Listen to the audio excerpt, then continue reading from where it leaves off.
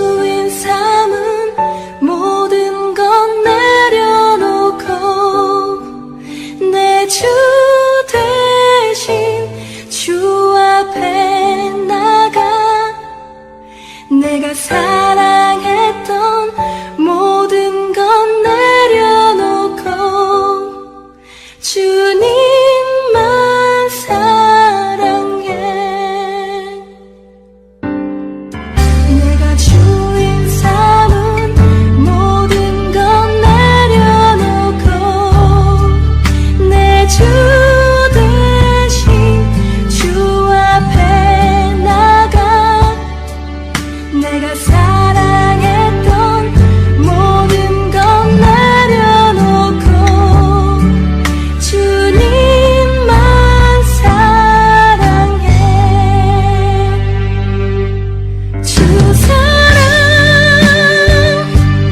거친 풍랑에도 깊은 바다처럼 나를 잠잠케 해.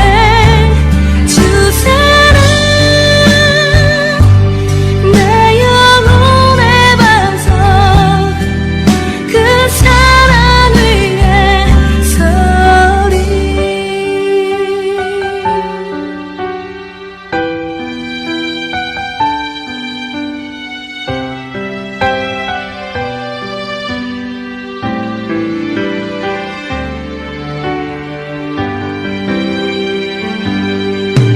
내가 주인 삼은 모든 것 내려놓고 내 주 대신 주 앞에 나가 내가 사랑했던 모든 것 내려놓고 주님만 사랑해.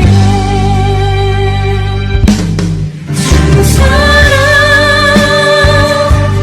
거친 풍랑에도 깊은 바다처럼 나를 잠잠케 해. 주 사랑 내 영혼의 반석 그 사랑 위에 서리. 주 사랑 거친 풍랑에도 깊은 바다처럼 나를 잠잠케 해. 주 사랑 내 영혼의 반석 그 사랑 위에 서리. 그 사랑 위에 서리. 그 사랑 위에 서리.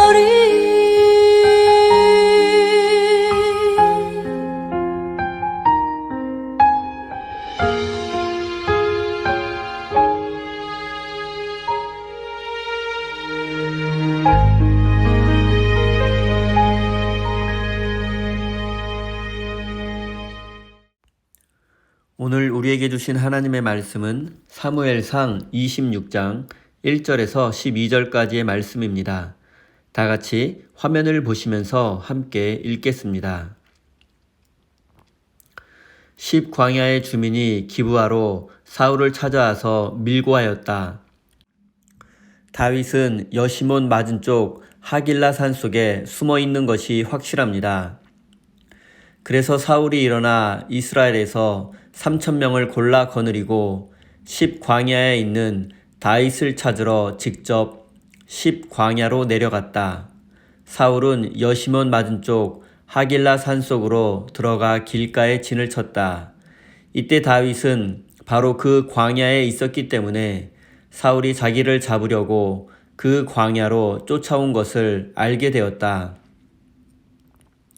다윗은 곧 정찰대원들을 파견하여 사울이 와 있는 장소가 어디인가를 확인하게 한 다음에 사울이 진을 친 곳으로 가 보았다.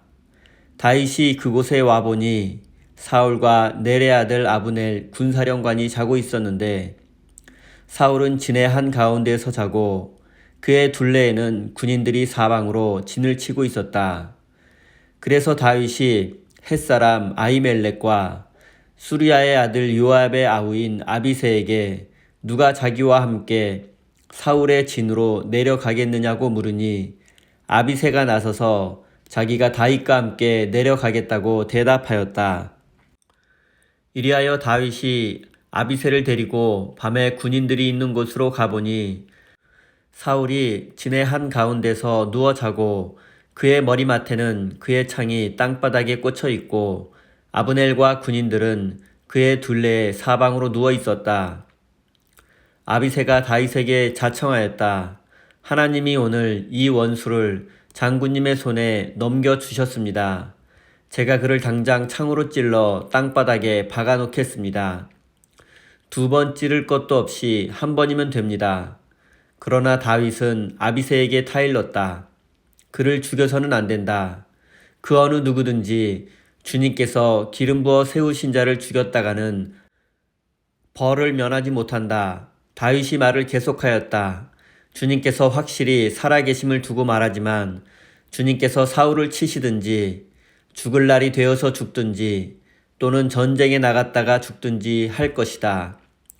주님께서 기름 부어 세우신 이를 내가 쳐서 죽이는 일은 주님께서 금하시는 일이다. 그러므로 이제 우리는 그의 머리맡에 있는 창과 물병만 가지고 가자. 다윗이 사울의 머리맡에 있던 창과 물병을 들고 아비새와 함께 빠져나왔으나 보는 사람도 없고 눈치채는 사람도 없고 깨는 사람도 없었다. 주님께서 그들을 깊이 잠들게 하셔서 그들이 모두 고나게 잠들어 있었기 때문이다. 아멘. 하나님께서 이 말씀을 통하여 우리에게 은혜 주시기를 원합니다. 하나님의 크신 사랑과 은총이 여러분의 삶에 함께 하시기를 빕니다. 오늘은 원수 갚는 일을 하나님께 맡기는 사람이라는 제목으로 함께 하나님의 말씀을 나누겠습니다. 오늘은 다윗이 또 한 번 사울을 죽일 수 있는 기회가 있었지만 살려준 이야기를 살펴보겠습니다. 사무엘상 24장에서 이미 살펴보았듯이 다윗은 동굴 속에서 잠들어 있는 사울 왕을 제거할 기회가 있었지만 하나님께서 기름 부어 세우신 왕을 죽일 수 없다며 그의 겉옷 자락만을 잘랐을 뿐 죽이지는 않았습니다. 그리고 오늘 본문 말씀의 내용에는 다윗이 사울을 또 한 번 제거할 수 있는 기회가 있었지만 이번에도 마찬가지로 그를 살려주었습니다. 다윗에게는 2번째 기회가 오기 전에 그는 광야에서 자신을 따르는 600여 명의 군사들과 그의 가족들을 먹여 살리기 위해서 유목민들과 목축업자들을 도우며 일했습니다. 그러는 과정에서 욕심 많고 어리석었던 부자 나발은 하나님의 심판으로 죽게 되었고 다윗은 그의 아내였던 아비가일을 아내로 맞이하게 되었습니다. 한편 사울왕은 자신의 딸 미갈과 다윗의 결혼을 파기하고 미갈을 다른 남자에게 시집보냈습니다. 이것은 다윗과 사울 왕가와의 사이를 완전히 끊어버림으로써 다윗이 왕이 되려 할 때 정당성을 없애려고 했던 것입니다. 그리고 다윗은 비록 도망자 신세이기는 했지만 항상 백성들의 편에 서서 그들을 도와주었습니다. 하지만 힘없는 백성들은 폭압적으로 다스리는 사울이 항상 두려울 수밖에 없었습니다. 다윗은 이미 자신이 도움을 주었던 사람들에게 여러 번 배신을 당한 적이 있었습니다. 그리고 이번에도 마찬가지로 10지역의 주민들이 사울의 왕궁이 있는 기브아까지 찾아가서 다윗이 숨어 지내고 있는 곳을 알려주었습니다. 힘없는 백성들은 혹시라도 있을지 모르는 사울왕의 보복이 두려웠을 수도 있고 아니면 단순히 다윗을 고발한 후에 받게 될 보상금 때문일 수도 있습니다. 사울은 다윗에 대한 정보를 입수하자마자 망설이지 않고 즉각 3,000여 명의 군사를 이끌고 또다시 출정하게 되었습니다. 그리고 그의 군대는 10사람들이 알려준 대로 다윗이 있는 곳을 향했고 그가 숨어 있는 것으로 예상되는 곳과 매우 가까운 곳에 잠시 멈추게 되었습니다. 많은 군사들이 먼 거리를 이동했기 때문에 모두 지쳐 있었고, 그래서 그곳에서 하룻밤을 보내고 다음날 다윗을 체포하려고 했습니다. 그리고 다윗도 사울의 군대가 자신을 향해 오고 있다는 사실을 알게 되었습니다. 다윗은 언젠가 이런 날이 올 것을 대비해서 게릴라전을 준비하고 있었고, 광야의 입구에 첩보병을 보내서 군대의 이동을 살피고 있었습니다. 사울의 군대는 이미 다윗이 있는 십광야의 하길라 산 앞까지 오게 되었고, 그곳에 진을 치게 되었습니다. 그러니까 사울의 군대는 이미 다윗의 코앞까지 와 있는 것입니다. 이때 다윗이 느꼈을 두려움과 공포를 한번 생각해 보십시오. 다윗은 이때를 회상하며 시편 54편을 지었습니다. 이 시편에는 그의 마음이 고스란히 나타나 있습니다. 하나님, 나의 기도를 들으시고 이 입으로 아뢰는 말씀에 귀를 기울여 주십시오. 무법자들이 일어나 나를 치며 폭력배들이 내 목숨을 노립니다. 그들은 하나같이 하나님을 안중에도 두지 않는 자들입니다. 원수가 나에게 악한 짓을 하였으니 주님이 내 원수를 갚아주실 것이다. 주님의 진실하심을 다하여 그들을 전멸시켜 주시기를 바란다. 이 시편에 잘 드러나 있듯이 다윗은 위기의 순간마다 하나님을 신뢰하고 도움을 구하고 마침내 하나님께서 구원하여 주실 것과 원수를 갚아 주실 것을 믿고 있었습니다. 자신의 힘과 능력으로 자신을 구원하려 하지 않았고 원수 갚는 것조차 하나님께 맡기며 기도했습니다. 사랑하는 성도 여러분, 다윗은 사울의 군대가 코앞까지 추격해 왔지만 자신의 힘으로 대항하고 원수를 갚으려 하지 않았고 절망하고 포기하지도 않았습니다.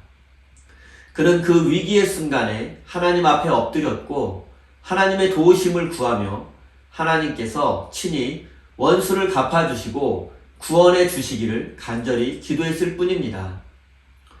우리도 인생을 살다 보면 사울과 같이 악한 사람을 만나기도 하고 이유를 알 수 없는 고난을 당할 때도 있습니다.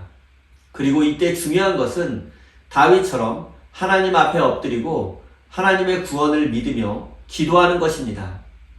여러분의 인생의 모든 두려움을 하나님 앞에 내려놓으시고 하나님의 은혜를 경험하시기 바랍니다.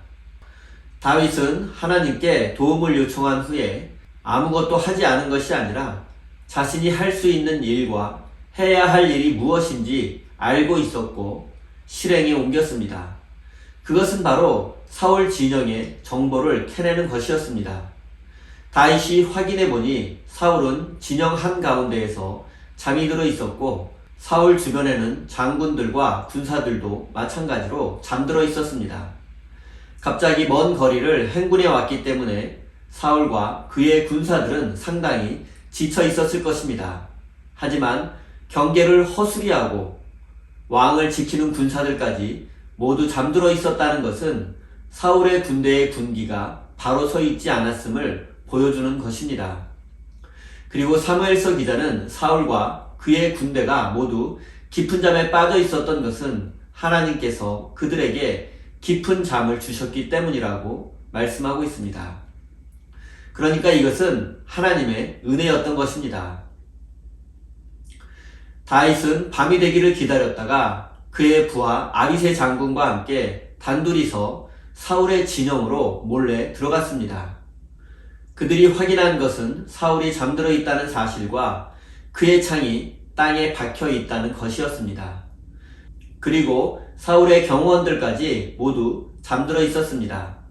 그러자 다윗과 함께 이 사실을 확인한 아비새 장군은 사울을 제거할 기회가 왔다며 지금 당장 자신이 사울을 창으로 찌르겠다고 말했습니다. 하지만 이번에도 다윗은 하나님께서 기름 부어 세운 왕을 죽일 수 없다며 아비새에게 그를 죽이지 말라고 명령했습니다. 다윗의 명령에는 물론 일리가 있지만 사실 그의 말에는 모순이 있습니다. 사울을 죽이지 않을 것이라면 굳이 왜 죽을 수도 있는 위험을 무릅쓰고 사울의 진영 안으로 직접 들어간 것입니까? 단순히 정보를 수집하기 위해서라는 것은 말이 되지 않습니다. 다윗이 목숨을 걸고 사울 진영 안으로 들어갔을 때에는 아마도 사울을 제거할 마음이 있었을 것입니다. 그런데 막상 그를 제거할 기회가 오자 자신의 기도가 떠올랐을 것입니다. 하나님께 원수를 갚아달라고 기도했는데 자신의 손으로 사울을 제거한다면 그것은 자신 스스로 원수를 갚는 것이라고 생각했고 이것은 불신앙이라고 생각했을 것입니다. 그리고 그는 결국 원수는 하나님께서 갚아주실 것임을 깨닫게 되었습니다. 다윗은 사울이 전쟁터에서 전사하든 사고나 병으로 죽든 그는 결국 하나님의 심판을 받게 될 것을 믿었습니다. 그래서 그는 이런 마음으로 사울을 죽이려는 아비새를 가로막게 되었고 사울 곁에 있던 창과 물병만을 가지고 나오게 되었습니다. 사울의 창은 그가 전에 다윗을 죽이려고 했을 때에 다윗을 향해 던졌던 바로 그 창이었을 것입니다. 그리고 물병은 사울 바로 옆에 있었던 물건이었기 때문에 다윗이 창과 물병을 가지고 있다는 것을 사울이 알게 된다면 그는 이번에도 다윗이 자신을 죽일 수 있었지만 살려주었다는 것을 알게 될 것입니다. 사울은 이미 하나님으로부터 버림받은 왕이었고 그의 기름 부음은 사무엘 선지자를 통해서 취소되었고 다윗도 이 사실을 잘 알고 있었습니다. 그럼에도 다윗이 사울을 왕으로 인정하고 기름 부음 받은 것을 인정했던 것은 다윗의 진실한 마음이었을 것입니다. 그리고 다윗이 살던 고대 근동 사회에서는 왕을 죽이는 반란이 흔히 일어나던 세상이었습니다.